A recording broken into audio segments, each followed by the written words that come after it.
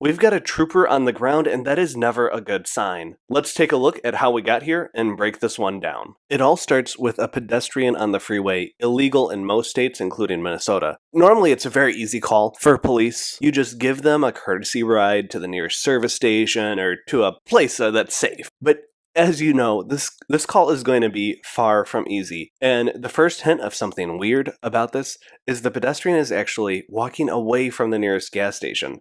The gas station or service station is actually behind him. Within 7 to 10 minutes or so, our first trooper arrives on scene to help the pedestrian get to a safer location. Our pedestrian, now looking cool as a cucumber, takes one final swig of his drink. He's been walking for over a mile by now.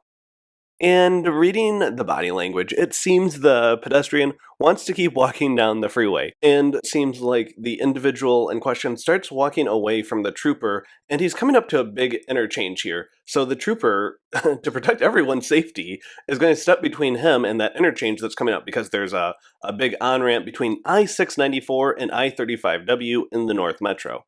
So he's going to stop him from just walking into traffic or crossing the freeway on-ramp here. And any parent or school teacher knows this expression, as you can see him pointing and saying, "Why can't I? Why can't you just let me do what I want?" And he's going to give a little shrug here, the kind of, "You're not in charge of me, I'm going to do what I want." And here the officer is telling him no, and you can see he moves back like, "What? You're going to tell me no?" And this is where we kind of get to adult coping skills. You want to, as an adult, develop the skills to handle rejection, to handle someone telling you no, you can't do what you want. Anyway, here's the moment. You can see the trooper there reaching for his radio, asking for a second unit. 14 Metro, can you start me a partner? We get a little obstructed by the sign, but thankfully we have another angle. Our individual is going to try to walk away again and get the same answer. And this is where things go hands-on.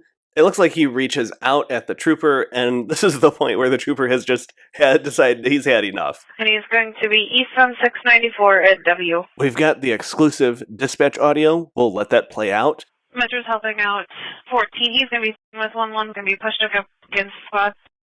Trooper's down on the ground wrestling. 433 traffic. Special thanks to the dispatcher who was very aware of the situation and on the radio and manipulating the cameras at the same time.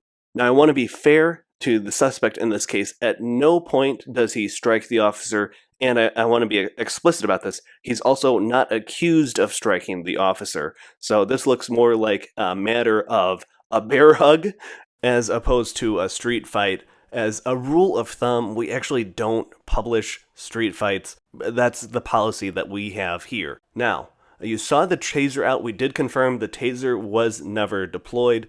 The individual gave up and was taken into custody without injury, thankfully, without anyone being injured, and no taser deployed in this instance.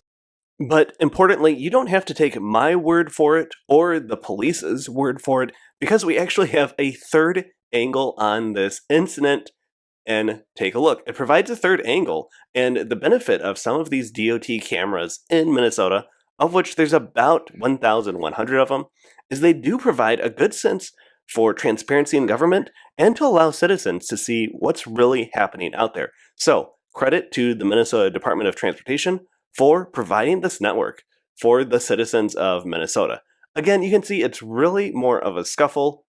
The officer thinks about tasing the suspect, but he gives up, and we were able to confirm, again, no taser deployment. And if you look at the ground, actually, when a taser goes off, it bursts a bunch of confetti. You can actually see on the ground, thanks to the definition of these cameras, there's no confetti around. And so that's a way that we can independently confirm no taser deployed in this situation. The suspect was arrested on charges of obstruction, failed to obey a lawful order, possession of drug paraphernalia, and pedestrians prohibited on the highway.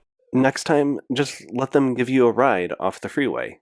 If you like this video, we have another video of a pedestrian causing complete chaos on the morning commute. Like, subscribe, don't miss out.